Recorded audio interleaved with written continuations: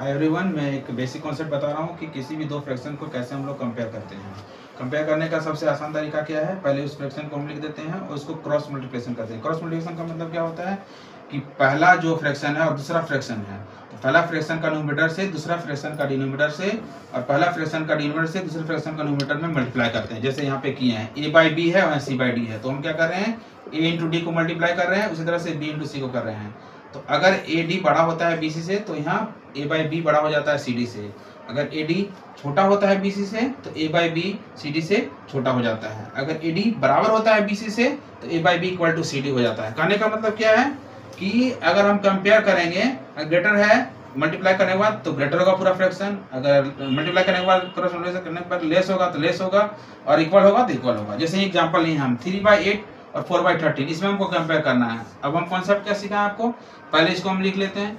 इसको लिखने के बाद हम क्या करेंगे, मैंने आपको सिखाया कि क्रॉस मल्टीप्लाई करेंगे, कर देते हैं। क्रॉस मल्टीप्लाई करेंगे तो ये देखिए 3 ऊपर में है, 3 को रहने दीजिए, ये 13 इसके पास जा रहा है तो 13 को लिख लीजिए। अब देखिए यहाँ पे 4 पहले से था, 4 को लिख लेते हैं, ये 8 इसके पास गुना हो गया जाके। अब देखिए ये हो जाएगा 39 और ये हो जाएगा 32। अब दोनों में से बड़ा कौन है, 39 और 32 में बड़ा कौन है, ग्रेटर कौन है, तो 39 यानी ये वाला बड़ा है। अगर ये वाला 39 वाला बड़ा है क्रॉस मल्टीप्लिकेशन करने के बाद तो ये वाला फ्रैक्शन बड़ा होगा। इस तरह से हम कंपेयर कर सकते हैं। देखिए यहाँ मैं कॉन्सेप्ट बता रहा हूँ इक्विवेलेंट फ्रैक्शन का।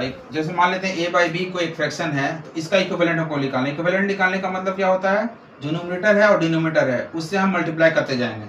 जैसे मान लीजिए a बाई बी में तो ऑलरेडी 1 और 1 मल्टीपल है ही, तो इसको छोड़ दीजिए। इसको छोड़ के अगर हम इसका इक्विवेलेंट निकालना चाहते हैं तो सबसे पहले हम लोग निकालेंगे 2 से ऊपर गुना करेंगे, 2 से नीचे गुना करेंगे। उसी तरह से 3 से ऊपर गुना करेंगे, 3 से नीचे गुना करेंगे।